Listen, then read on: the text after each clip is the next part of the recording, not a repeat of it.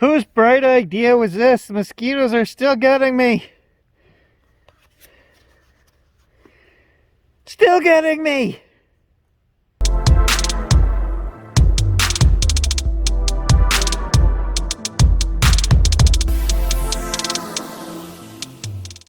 Good morning, guys. I've got the detector out. Yesterday in the bush, I dropped an SD card out of one of the trail cameras. I had to get the detector and go back and find it. Right here in my own swamp, I was getting all kinds of signals. I didn't dig anything because I knew the SD card would be right on top of the ground, but there were a lot of signals. In the 1930s, we know there was a farm here on this property, and there's an old bottle dump, car dump, 100 yards behind the house with 1930s stuff in it. So we're going to detect my own property right here in the swamp today. High hopes. Let's see what hidden treasures we can find. Just off my driveway here, there is a 100-year-old fence line. You can see one of the posts right there. That is from the 30s. And it runs all down the side of my driveway here to the end, and then right past my house, back 150 yards into the bush. So a really old, I'm assuming that was a property marker, but could have been to keep cows in, who knows. I'm starting in between Tom's house and my house. What I'm hoping to find is an old can of coins. You know those farm kids that hid their pennies? You know, that would be amazing. I always have hopes of that, and you know, right here in the swamp, never been detected. Could be. Let's find out if there's anything. There might be nothing here. I don't know. Could have been a cow pasture. Yeah, there's just a few mosquitoes in here. Okay, yeah, that down in the swamp, that was just nasty down in there. I'm going to go back here. It's still swamp to where I was yesterday, where I got those signals. And we're just going to, I had 3 or 4 signals right in a row. We're going to dig them up and see what they were, if I can find them again. We may have to travel somewhere. I don't think I can do enough of a video down in the swamp. The bugs are just too bad. We may have to travel somewhere to get a video out of this and a little adventure, but I'm gonna try back here first. So this is where I dropped the memory card yesterday, guys, and when I was scanning right here along the log,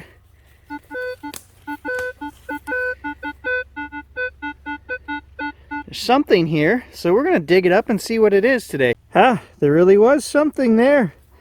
It's like an old snap button, and it's still got color. So you can see it was red. Alright, so I'm just over a few feet here. The other signals I got, I guess, were old fence. This is barbed wire fence that's buried in here, so nothing exciting. Okay guys, the bugs are just too bad in here. A couple more trail cameras set up here.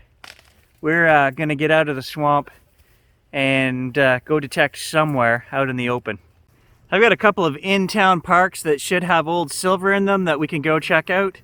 I haven't had the detector out in a month, so I'm kind of itching to get some detecting in, so let's go look for silver. Alright guys, big old in-town park here. Let's give it a go. Alright, first hole is a coin. Nothing exciting, but that's what we're going to do today, is we're going to coin hunt. Hey, second hole. Look at that treasure. An old tube of something. It's metal. It's got the metal top, so it's an older one. Let's see what it was. Well, it's some kind of sealant for tight couplings, it says down here, so some kind of Loctite or thermal coupling, I don't know. I'm not going to show you guys every penny we dig, but I have dug this park one time before and got a bunch of 40s pennies. I've never found a silver here yet. And yes, in case you noticed, or didn't notice, I lost 6 pounds. I'm going to have to tighten up this belt strap.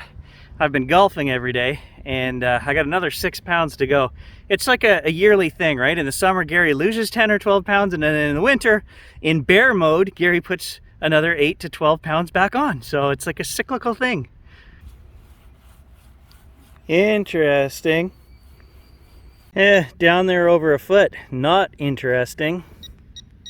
Well, 1955, that's the oldest one I found so far today. But I think we're heading towards the older part of the park, so, and even that's still within silver range, so good luck. We're gonna find something. Hey, there we go. I think there's a whole set of them here because the machine's still going off. Wow. It is humid out here, and I'm surprised that there's nobody in this beautiful park today. I've seen one person walking a dog in an hour, that's it.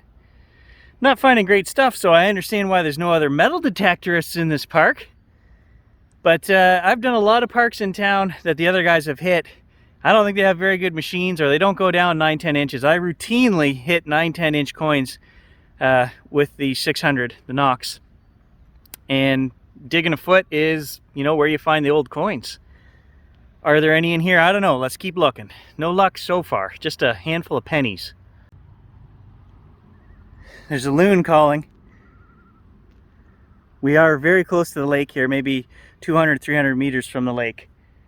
We talk about this in our other videos that I've never heard loons at the house. I haven't, because I'm about a mile from the lake where I am there. I don't know if you guys will be able to hear that or not, but down here, downtown, we can hear loons. We can also see loons. There are a ton of them, and by that I don't mean the bird variety. I mean the clinical type. So I've had many of you guys ask me where Stan is in the last 2 months. I have not detected with Stan, and there's a good reason for that. I haven't mentioned it on the channel, but we had a falling out. I had a property out of town that a woman said she wanted to see everything that we dug, and I was fine. Yeah, absolutely, of course, it's her property, right? And we weren't finding anything good, and it was actually the last video that I posted with Stan in it, and he dug a double-headed axe. And immediately he said, well, we're not showing her that. And I said, what are you talking about? Yes, we are. This is how we got the permission. I'm a man of my word. And Stan basically got verbally abusive with me. He said I was trying to steal his finds, like went off the deep end. I don't know if there was a medication change there or if it was COVID crazy. I don't know what it was, but it was very insulting and rude to me. And I told him, I said, just relax. We'll show her the items that we dug. And if she doesn't want this, you can have it. Like, I've given Stan every axe that I've ever found, so I don't know why he's accusing me of stealing his finds. But anyway, he got mad, cursed me out, spun out, drove away. And I went back to the landowner, and she said, no, I don't want any of this. You can keep it. So I actually took the axe head into Stan's house, dropped it off for him. And by the time I got home, he had removed me from YouTube, Facebook, and everything else.